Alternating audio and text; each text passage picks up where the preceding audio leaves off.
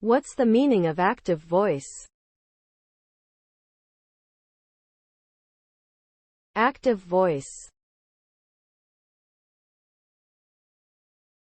Active voice. Active voice. Active voice. Active voice.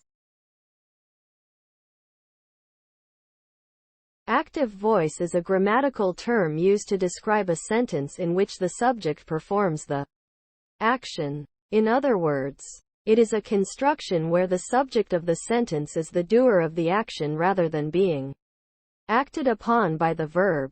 For example, John wrote the book is a sentence in the active voice, where John is the subject and wrote is the action being performed. The use of active voice makes the sentence more concise, direct, and engaging for the reader. It creates a clear connection between the subject and the action, resulting in a stronger and more compelling message.